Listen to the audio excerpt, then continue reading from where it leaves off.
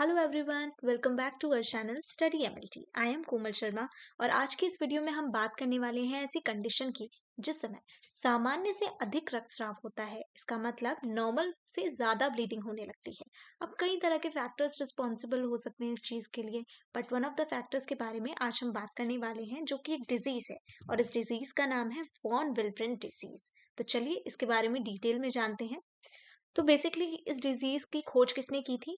एक साइंटिस्ट थे जिनका नाम है एरिक एडोल्फ वॉन विल्फ्रेंड। उन्होंने, एक फिजिशियन है बेसिकली ये, इन्होंने इस डिजीज की खोज की थी।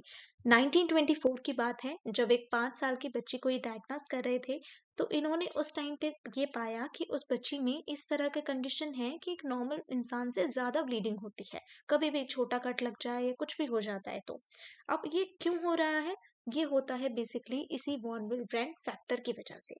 तो ये जो कंडीशन आती है या ये एक तरह का डिजीज होता है, ये एक इनहेरिटेड डिजीज है, यानी कि मदर और फादर में इस तरह के जीन प्रेजेंट होंगे या इस तरह का डिफेक्टेड ये फैक्टर प्रेजेंट होता है जिस वजह से जो बच्चे में ट्रांसफर हो गया और बच्चे को ये पूरा डिजीज कॉज हो गया।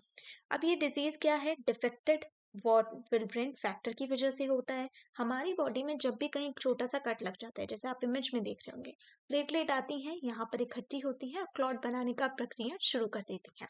लेकिन इस पूरी प्रक्रिया में सिर्फ प्लेटलेट ही नहीं यहाँ पे काम करती, इसके अलावा भी कई सारे ऐसे क्लॉटिंग फैक्टर्स हैं जो कि आके उसको हेल्प करते हैं। तो उन्हीं में से एक इम्पॉर्टेंट क्लॉटिंग फैक्टर का नाम है वॉन विल्ब्रेन फैक्टर, जो कि यहाँ पे प्लेटलेट को गैदर करके क्लॉट बनाने में हेल्प करता है। और इसकी अगर शॉर्टेज हो जाएगी तो प्लेटलेट पूरी तरीके से यहाँ पे काम नहीं कर पाएगी, क्लॉट नहीं बनेगा तो ब्लीडिंग होती रहेगी, यानी कि ब्लड लॉस होता रहेगा।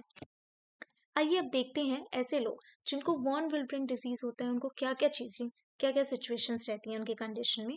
तो एक्सेसिव ब्लीडिंग हो जाएगी जब भी उन्हें इंजरी होगी या आफ्टर सर्जरी या फिर डेंटल वर्क के बाद में। उनको फ्रीक्वेंट नोज ब्लीडिंग होने लग जाती है। बेसिकली लॉन्ग मेंस्ट्रुअल ब्लीडिंग के चांसेस रहते हैं। हेवी ब्लीडिंग होती है ड्यूरिंग लेबर और डिलीवरी के टाइम पे। ब्लड आने लगता है यूरिन या फिर स्टूल में। अब इतनी सारी जगह पे ब्लड लॉस होगा तो ऑफ कोर्स चांसेस रहते हैं अनीमिया के भी, क्योंकि अनीमिया एक ऐसी कंडीशन है जब आपकी बॉडी में ब्लड लॉस ज़्यादा हो गया है। और अनीमिया कंडीशन होगी तो टायर्डनेस रहेगी, थकान फील करते रहेंगे, शॉर्टनेस ऑफ ब्रेथ यानी कि लंबी सांस ठीक तरीके से नहीं ले पाएंगे, वो पूरे समय थकान रहती है। तो कई तरह और भी बीमारियां उनमें आने के चांसेस बने रहते हैं। अब इसको इमेज से समझते हैं। यहाँ पे आपको एक इमेज दिख रही होगी, यहाँ पे एक छोटा सा कट लगा, इतने से कट में बिल्कुल थोड़ा सा माइनर सा ब्लड लॉस होता है। बट इस कंडीशन में वॉन विल्ब्रेंट डिजीज जिस पर्सन को होता है उनके कंडीशन में हेवी ब्लड लॉस होता है, जिसकी वजह से क्या होता है, अनीमिया के चांसेस रहते हैं और उनकी बॉडी में पूरी तरह से प्रोसेस ठीक तरीके से नहीं हो पाता है। अब इस चीज़ को ठीक कैसे किया जा सकता है? क्योंकि ये एक इनहेरिटेड डिजीज है, तो at the time of birth अगर इस चीज़ को डायग्नोस कर लिया जाए जेनेटिकली, जीन की मदद से कि किस तरह का उनमें जीन ट्रांसफर हुआ है बच्चे में, तो उस चीज़ को स्टार्टिंग से ही जीन थेरेपी के माध्यम से ठीक किया जा सकता है। आई होप आज की इस वीडियो में आपको इस छोटे से टॉपिक के बारे में जानकारी मिली हो। So if you like this video, don't forget to subscribe the channel. Thank you.